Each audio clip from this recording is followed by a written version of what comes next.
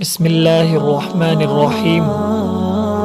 بعض لوگ کہتے ہیں کہ سجدہ تلاوت یعنی قرآن کریم میں جو سجدے ہیں ان کو کر کے دونوں طرف سلام پھیرنا ضروری ہے۔ یاد رہے دونوں طرف سلام پھیرنا ضروری نہیں ہے، یہ سنت کے خلاف ہے۔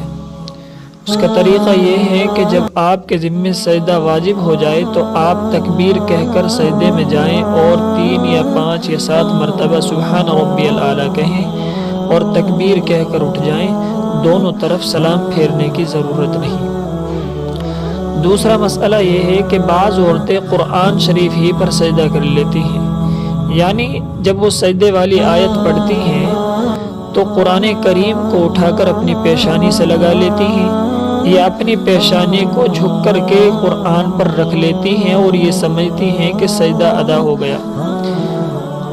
اس بات کو اچھی طرح سمجھ لینا چاہیے کہ سجدہ اس طرح ادا نہیں ہوگا، بلکہ یہ سجدہ بھی نماز کے سجدے کی طرح ہی کرنا پڑے گا۔ تیسرا مسئلہ یہ ہے، بہت ساری عورتیں قرآن کریم پڑھتی ہیں اور جب سجدے والی آیت آتی ہے تو اس کو چھوڑ کر آگے سے پڑھنا شروع کر دیتی ہیں۔ صرف سجدے سے بچنے کے لیے آیت کو چھوڑ کر آگے سے پڑھنا یہ مکروہ ہے، یہ غلط طریقہ ہے۔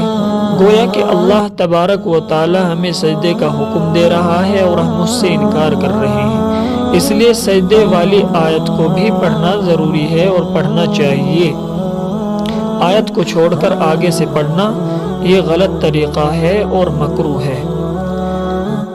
اور چوتھی بات یہ ہے کہ جیسے ہی ہمارے ذمے سجدہ تلاوت واجب ہو جائے فوراً اس کو ادا کر لینا چاہیے۔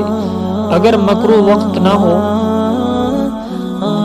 تو فوراً ادا کر لے، اور اگر مکروہ وقت ہو یا کوئی اور مجبوری ہو تو جب آپ نماز ادا کریں اس وقت اس کو ادا کر لیا جائے، اس میں بلا وجہ تاخیر کرنا مکروہ ہے۔